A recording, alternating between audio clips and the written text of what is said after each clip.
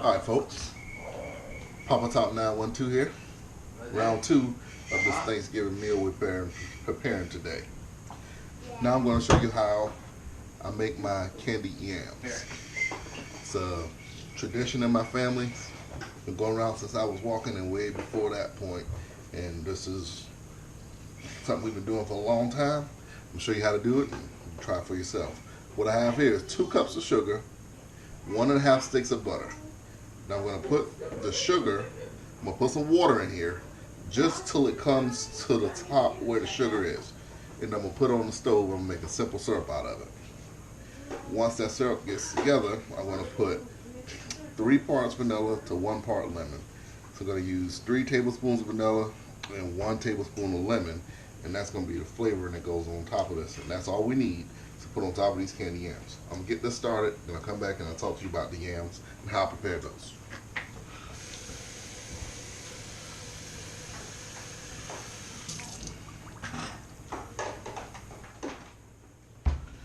Alright, so what I got here, I got 6 good size, I call these medium to large.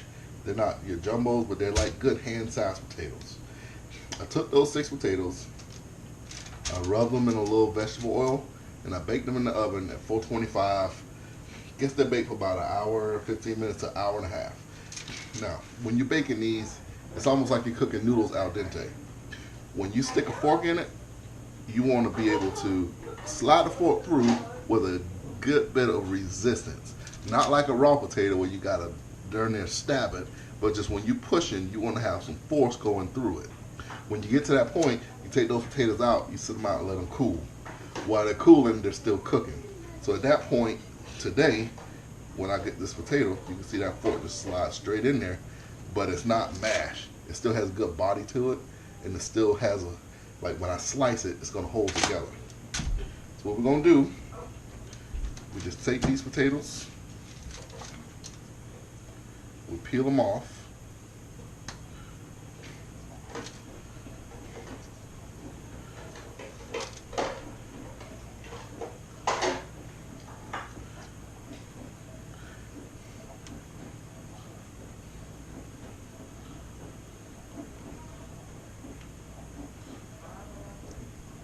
when you peel them, you know, take out any of the knots you might see.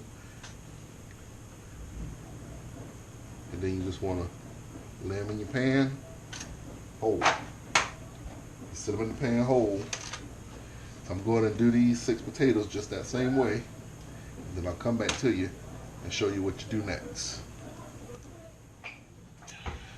Alright guys, welcome back. Boom. See, I got the potatoes peeled now. I did switch dishes. That foil pan was just a little too small. If I would have had 5 potatoes, it would have worked. Since I got 6, it was just slightly too small, so I upsized, you know, 1 more size on my containers here. Now, what you're gonna do, you're gonna take a spatula and you're gonna slice these potatoes about 1 inch thick. And when you cook them right, they'll hold together and they won't mash up when you slice them. So we're going to slice all of these, and then we're going to lay them down flat in the pan.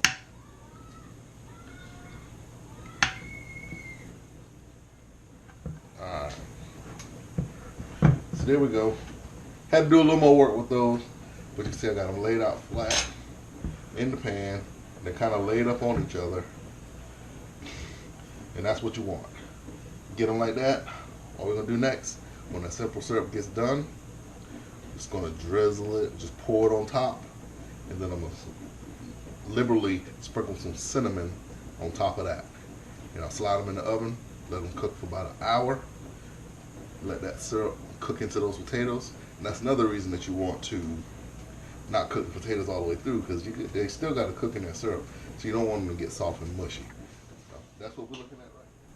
Alright guys, so we're back here.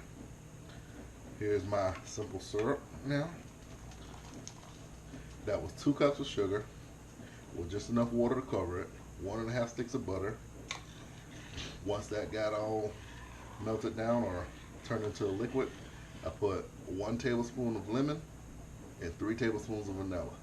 And also use pure lemon and vanilla extracts. I don't use imitation. Don't use imitation in this. Imitation is just flavored water. You want to use the pure stuff, and also use pure salted butter as well. So now I'm just gonna pour that over these potatoes, just as such. Flip them all over. You can see that 2 cups is just the right amount. Because the potatoes are covered, some a little submerged and out.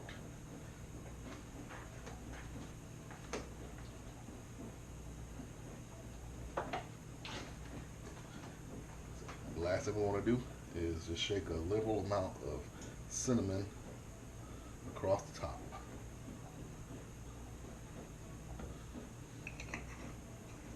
Now we're just going to put this in the oven and let it bake off. And we're going to be good to go. And I don't know if I mentioned this earlier, but I like to bake my potatoes. You can do this if you boil your potatoes, but to me when you boil them, you get them waterlogged. You're introducing moisture to the mix. I like to roast my potatoes in the oven because it starts to intensify the sugars inside of them, so they can make them a little sweeter to me, and you don't introduce that water. So I'm going to put this in the oven now, let this cook, and I'll let you see what it looks like when we take it out. Mommy wants you to turn the greens on me, Daddy. Mommy wants you to turn the greens on medium until they're orange. What? That's just a sneak peek right there, folks. That's what a candy yam is supposed to look like. Don't let nobody fool you. You don't want none of those pre-bought yam patties. You want it homemade, and that's right there is what it's supposed to do.